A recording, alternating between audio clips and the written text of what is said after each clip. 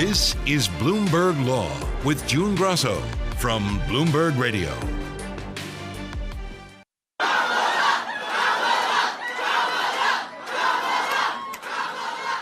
Vice-President Kamala Harris sealed her status as the presumptive Democratic presidential nominee on Monday night after crossing the magic number of 1,976 pledged delegates, more than enough to clinch the nomination after an extraordinary two-day blitz that saw Harris consolidate her party's backing to challenge Donald Trump in November.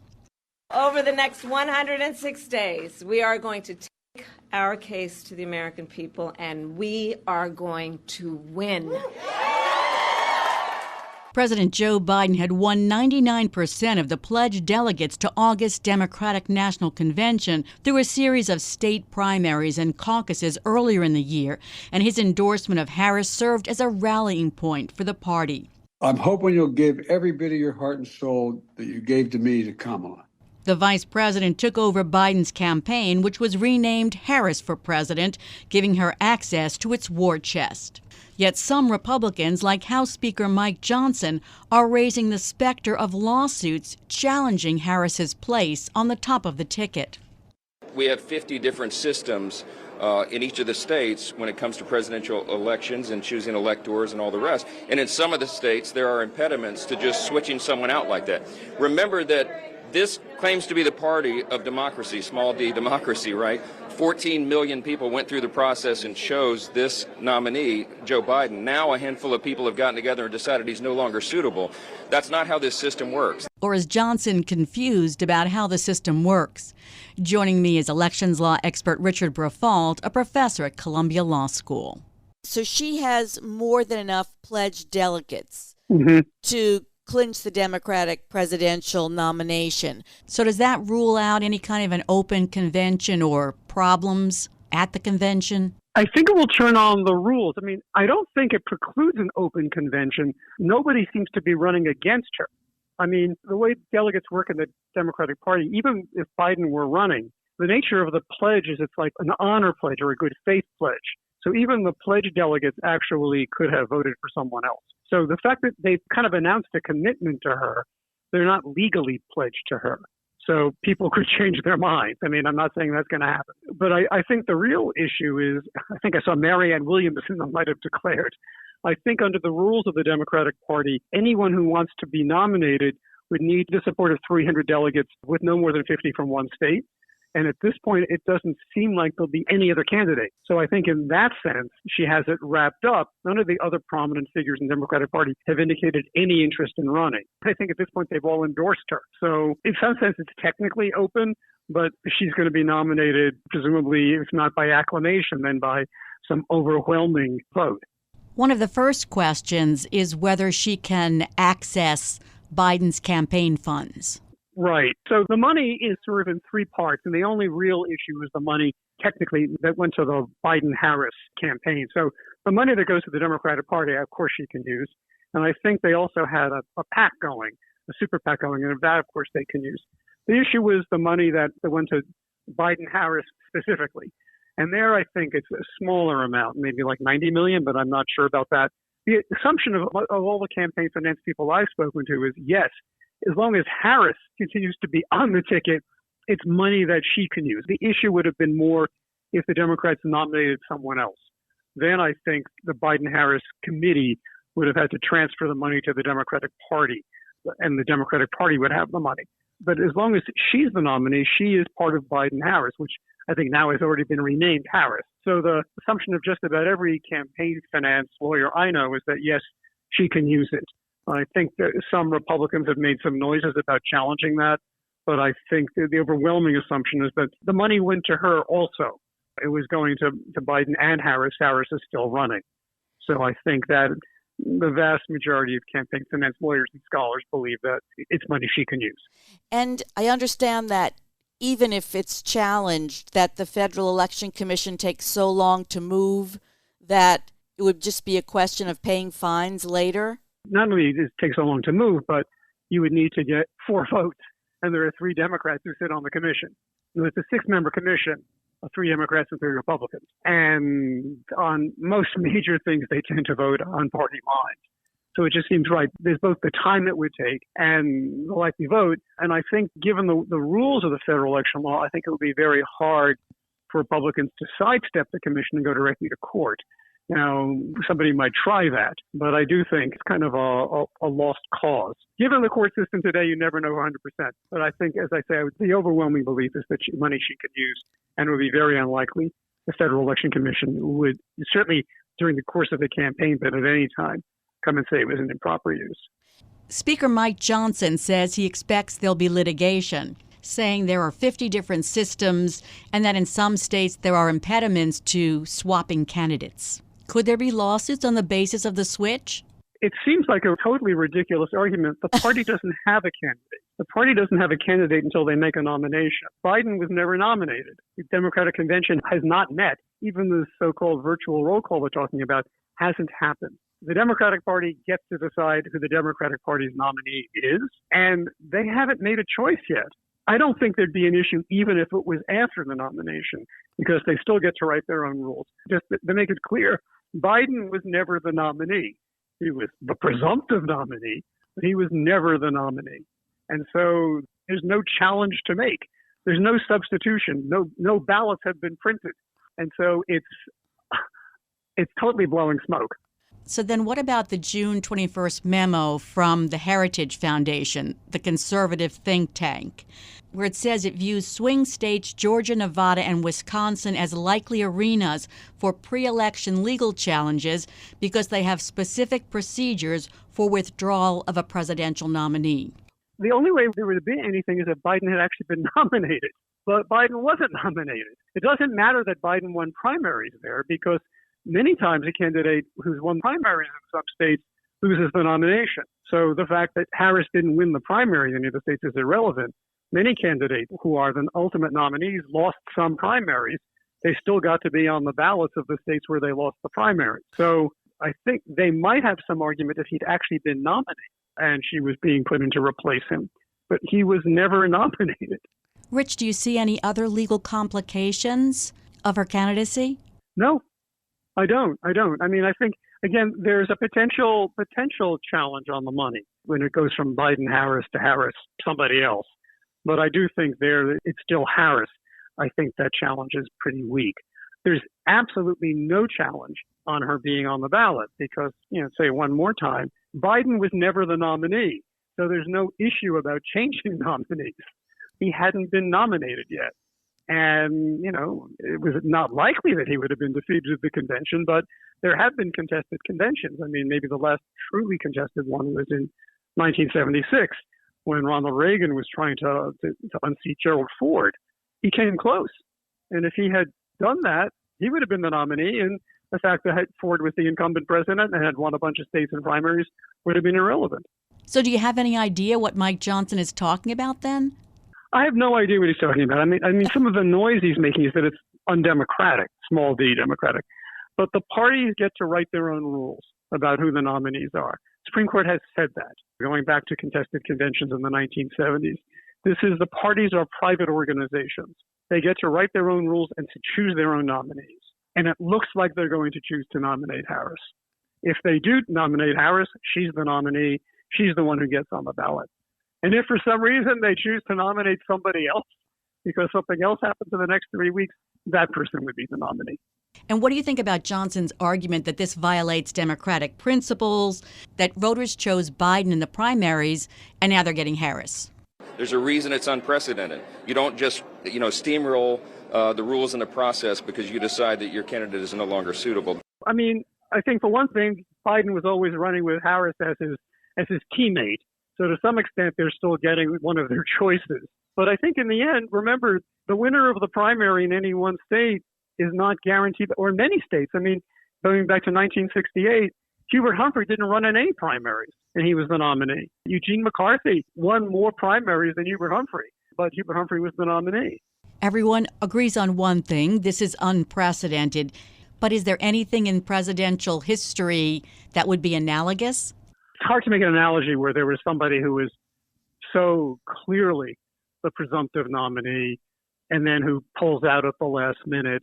There have been a couple of elections where a candidate dies, but the person's already been nominated. And then there's a scramble to replace that candidate. That has happened. But I can't recall anything like this where there was somebody who had won all the primaries, was the presumptive nominee, and then decides, no, I'm not going to run. And the party quickly rallies around another person. But again, this is the person who was his number two. It's not a challenger who is going to be chosen. So it is unprecedented, but it's entirely consistent with the rules. Maybe just leave it at that, is that, again, just to make it clear, he was never the nominee. So they're not replacing a nominee. They're just picking a nominee. And when people were donating money, they were donating money to Biden-Harris. It looks like they're still going to get Harris. Thanks, Rich, for helping us clear up the confusion with facts and legal analysis. That's Professor Richard Briffault of Columbia Law School. Coming up next on the Bloomberg Law Show, remember back in late May when the Justice Department in more than 24 states filed a major antitrust lawsuit seeking to break up Ticketmaster's owner, Live Nation? Well, Live Nation has filed its first answer to that suit, and we'll tell you about it. I'm June Grasso, and this is Bloomberg. Ticketmaster can impose a seemingly endless list of fees on fans. Those include ticketing fees, service fees, convenience fees, platinum fees, PriceMaster fees, per order fees, handling fees, and payment processing fees, among others. Anyone who's bought concert tickets from Ticketmaster can probably relate to Attorney General Merrick Garland's description of the seemingly endless fees to purchase tickets. Garland said it was time for fans and artists to stop paying the price for Live Nation's monopoly when the Justice Department in more than 24 states filed a major antitrust lawsuit in late May seeking the breakup of Ticketmaster's owner, Live Nation Entertainment. Live Nation suffocates its competition using a variety of tactics, from acquisitions of smaller regional promoters and venues, to threats and retaliation, to agreements with rivals designed to neutralize them. This has included acquiring or co-opting key independent promoters. Live Nation has denied it's a monopoly, blaming rising ticket prices on things like increasing production costs, artist popularity, and 24/7 online ticket scalping.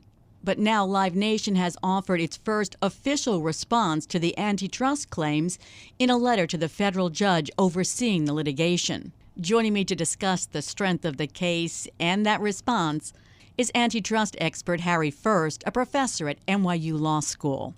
Harry, start by telling us about the Department of Justice's lawsuit against Live Nation. Okay, so this is in some ways basically a suit to correct a bad mistake the Justice Department made in 2010.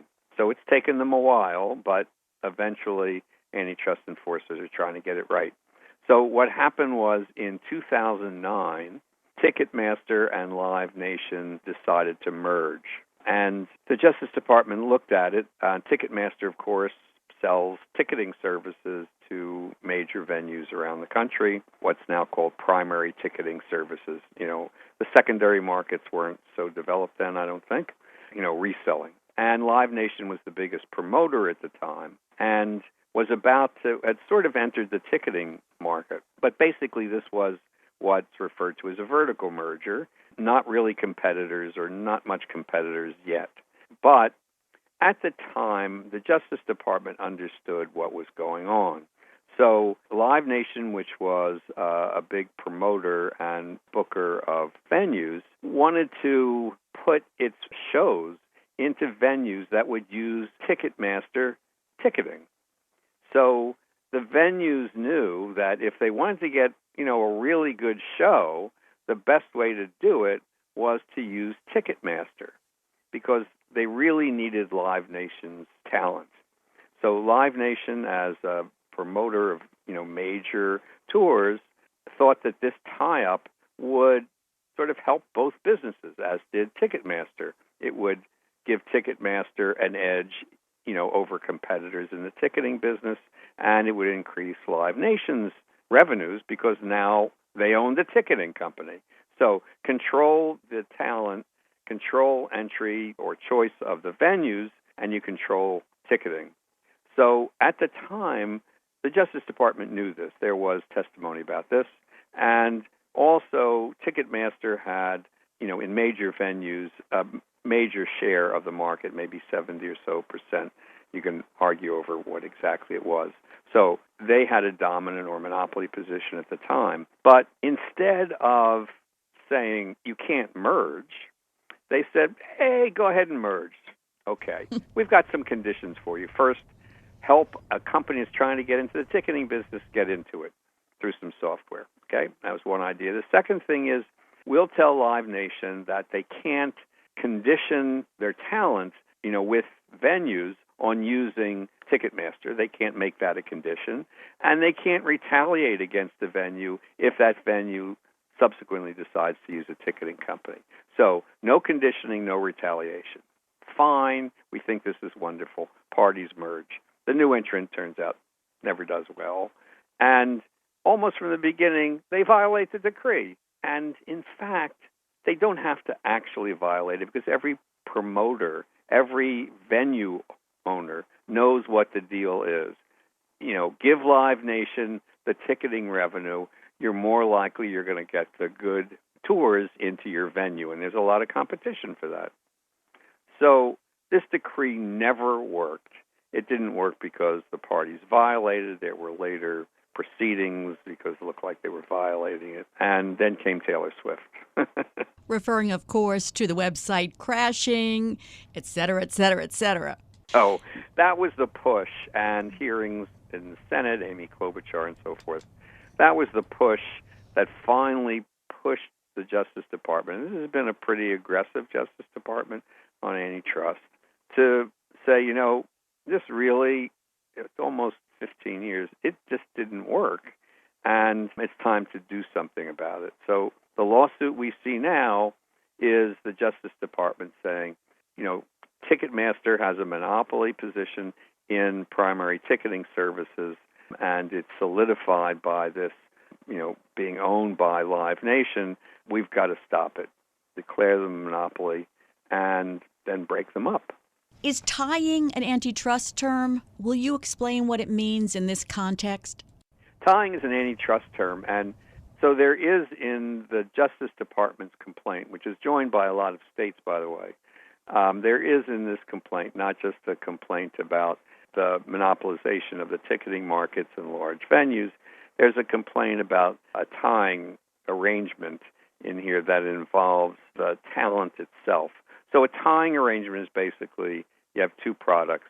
A seller says, if you want my A product, guess what? You've got to take B. So, I don't know, if you want my car, you got to take my tires. There's always a question of what two products are. But that's the basic of a tying arrangement. And the Justice Department alleges that talent knows there's this talent promoting services market that Live Nation also is involved in. So if you want those promotion services, you got to be sure to be booked into the proper venues that, of course, are using Ticketmaster. This is part of the complaint, and it's a part that the defendant, Ticketmaster Live Nation, says it might move to dismiss. But frankly, it seems like a rather minor part of the complaint. The big part is their monopolization claim, and the big relief is to break up the company. So tying can be a problem, and it has historically been a problem, but it's not the central problem of this piece of litigation. And what you're referring to there is that they're at the motion to dismiss stage, and the judge asked Live Nation to identify issues that it might contemplate a motion to dismiss on. Live Nation's letter in response was pretty narrow. What did you think of the response? Not much. I mean, okay, it involves a little more factual analysis of who's forced to do what. It's basically a compelled arrangement. And in fact, it came out of cases where a company had a machine that deposited salt tablets into canned products. And they said, well, if you want this machine, which we have a patent on, so you've got to have our machine, you've got to buy salt from us. Salt was the Tide product, and the machine, which they had some monopoly power over, was the tying product.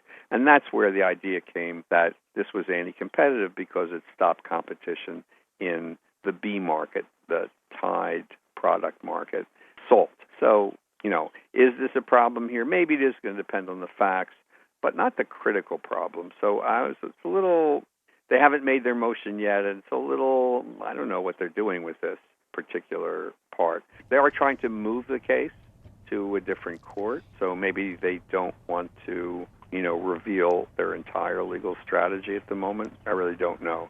But they're trying to change where the case is going to be tried from New York to D.C. Yeah, why do they want to change? I mean, do they think they'll have more luck in D.C. than in New York?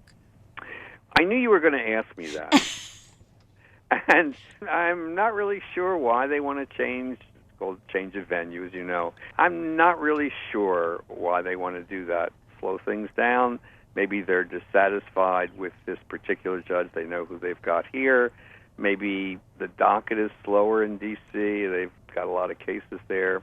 Part of it may be related to their effort to dismiss the state claims. So the states are asking for damages, not clear which states, but under their state law. And there's now precedent in the D.C. Circuit, which takes a somewhat dim view of these kinds of state claims in antitrust cases, a case that involves the Facebook litigation in the District of Columbia. So maybe they feel they have a better chance of getting those state claims dismissed there. And the state claims also come with a request for a jury trial. So hard for me to know exactly strategically, what all is going on. And I mean, obviously, people don't ask for change of venue unless they think they'll be better off someplace else. But I'm not quite sure why they think that. And so in this letter to the judge, they tried to knock out the state claims in different ways. Are they trying to avoid a jury trial in a case like this where, I mean, who hasn't been aggrieved by Ticketmaster? You mean you think the jury might not be too sympathetic? That's what I'm thinking. The company that everyone hates? Yeah, that's what Whether you're a fan of Taylor Swift, Bruce Springsteen, all the way back. Right. Yeah, that's a good instinct, I think, on this. They really would not want to have to present this case to a jury. And the claim for damages it's a little vague, which the defendant does say, and I think correctly. Not that it can't be made less vague, but if there's not a claim for damages, then the case gets tried before a judge. And you just hope, I guess, that the judges never bought a ticket. That's a stretch. to an event. So, that's part of it. Now, if it doesn't get moved, they're going to make the same claims in New York, and, they've already cited the D.C. Circuit case, but, it's stronger if it's in a circuit in which you're litigating, not in a sister circuit. Stay with me, Harry. Coming up next on the Bloomberg Law Show, Live Nation says the lawsuit won't solve the issues fans care about, and how antitrust enforcement will change with a different administration in January. We're discussing the Justice Department's antitrust suit against Ticketmaster and its parent company, Live Nation, accusing them of running an illegal monopoly over live concerts. I've been talking to antitrust expert Harry First, a professor at NYU Law School. Live Nation's legal team was saying that the government has no right to force it to do business with competing promoters in buildings that it owns. I guess, you can say it. They can't force them to do business, but they're forcing others to do business. They're forcing their customers. They're forcing the artists to do business. Now, they claim that the artists don't have a say on which venue is used. I don't know enough of the facts on that particular wrinkle of the case. My guess is that in practice it's a lot more complicated. But I think the tying part is whatever the merits of their claim, which is overdrawn a bit, but whatever those merits, it doesn't really go to the heart of what the competition problem is here and what the government is asking for, which does go to what for them a very successful business model, even if it's not a great business model from the point of view of consumers or venues, which, are forced to use Ticketmaster's not so great ticketing services. Live Nation claims that this lawsuit won't solve what fans care about most relating to ticket prices, service fees, and access to in-demand shows. They say that factors from increasing production costs to artist popularity to 24/7 online ticket scalping are responsible for higher ticket prices. Well, it won't cure cancer either, but that's sort of, in some ways, it's a ridiculous statement. Of course, it doesn't cure those other things, but if Ticketmaster is able to charge monopoly prices for its ticketing services, they're charging higher prices, and this is all folded into what consumers pay. So, they don't charge higher prices. That's the argument for, that what a monopolist does, and consumers pay it. So the idea that it won't completely solve high prices, of course that's true. There are a lot of other factors that go into, what it costs you to go to one of these events. And, ticketing is one of them. But it is one of them. So that seems to me a sort of argument that is more made for newspapers than really for a serious legal argument in court. You mentioned DOJ wants a breakup of the company, and that's a drastic remedy. But I've heard it said, well, it's drastic, but if it works anywhere, it should be here. Yeah, in many ways, this is, I don't know for sure because you don't know the inner workings of how integrated the firms are, but this should be a case where it's relatively easy, relatively being the key word, to break the company up because they do operate as, at least public-facing, as two separate companies. They do two separate things. They're in separate markets that are linked, but they used to operate separately before and presumably could operate separately again. So I think you're right. This is a case where, restructuring of the company sounds like it is doable. The question is whether that's going to change Ticketmaster's monopoly position or not, and that's sort of the next step. So you could break them up, but, how much will that increase competition in itself?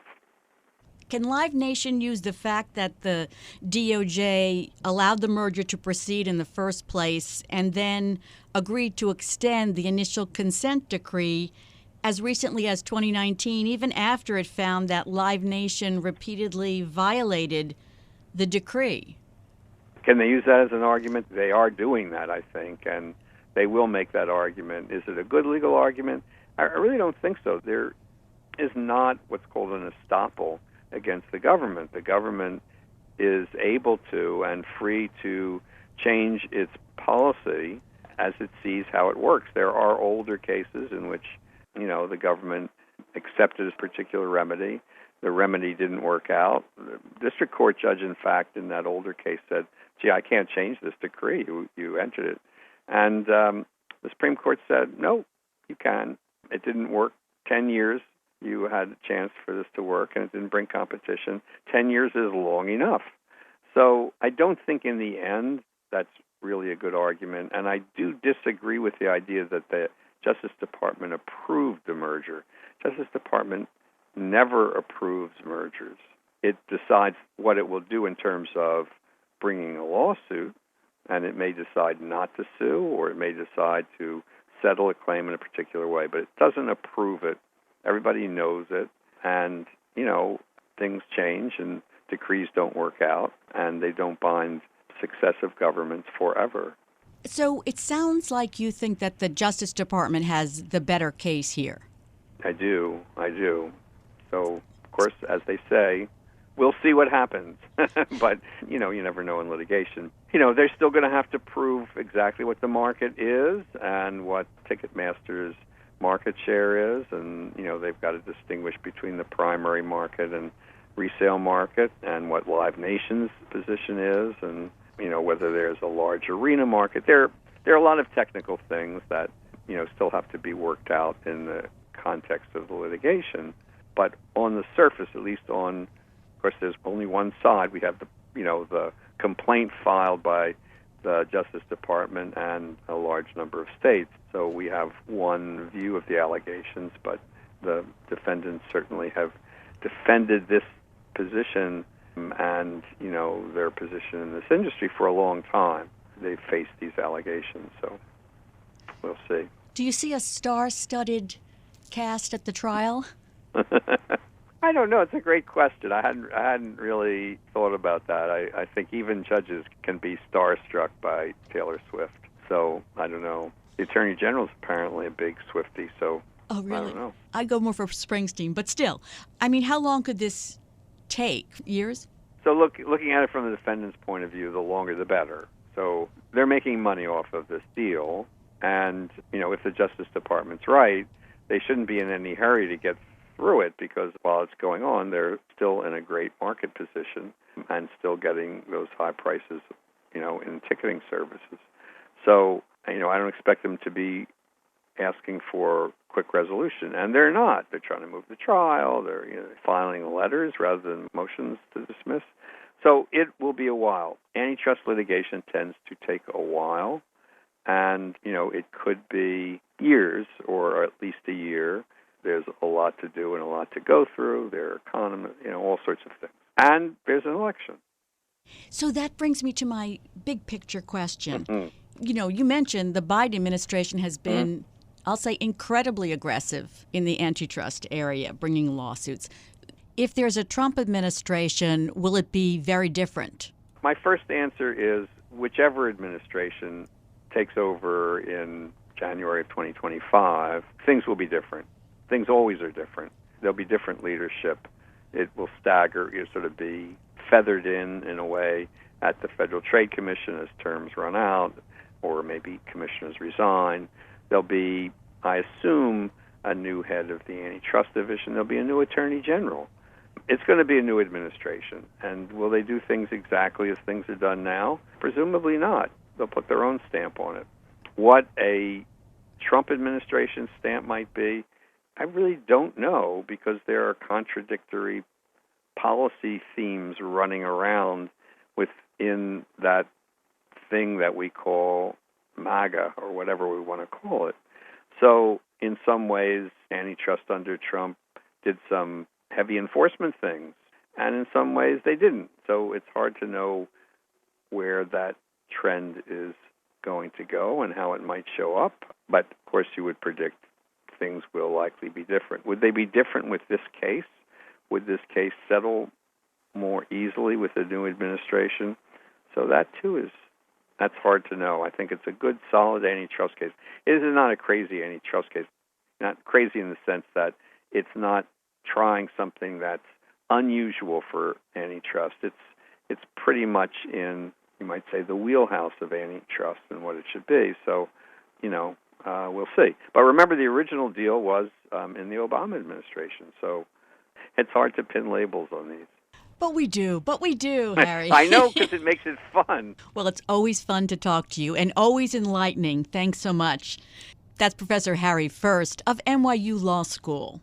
And that's it for this edition of the Bloomberg Law Podcast. Remember, you can always get the latest legal news by subscribing and listening to the show on Apple Podcasts, Spotify, and at Bloomberg.com/podcast/law. I'm June Grasso, and this is Bloomberg.